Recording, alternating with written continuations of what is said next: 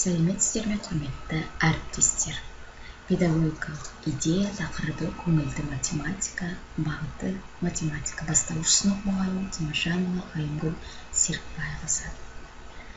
Алдымен идея деген не?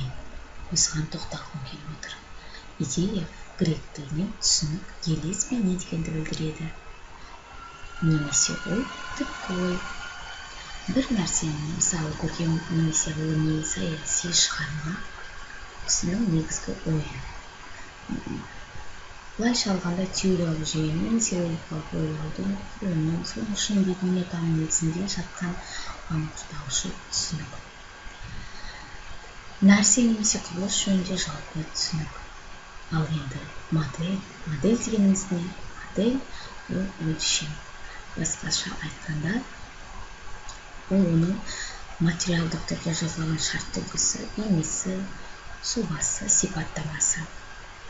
Модель мен түпнұсқаны бір-бірінен абсолютті түрде айыруға болмайды. Қарастырып отырған құбылыс немесе процесс абстрактылы нысандар, математикалық заңдылықтар түрінде оны математикалық модельдер деп атайды. Ал осы модельдер не үшін қажет? Әрине, біріншіден, нақты уақыт барысында түпнұсқа болуы мүмкін, немесе мүлдем табиғатта кездеспеуі мүмкін.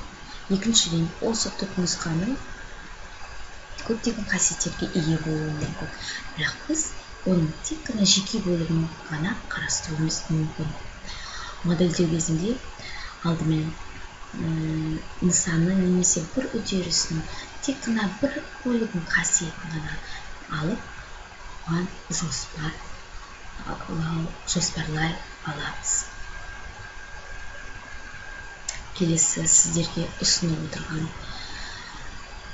менің жаңа ортада жаңа оқушылармен фотоаппарат әдісін қолданыста ұстап жүрмін.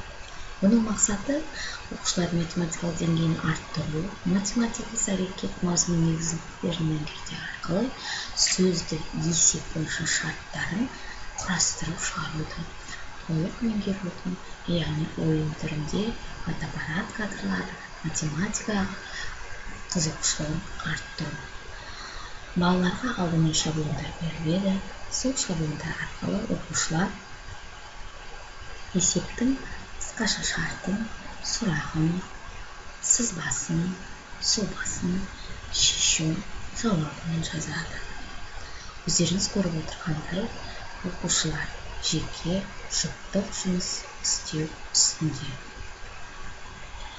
Келесі ұсынып отырған тәсілдердің бірі чипсы.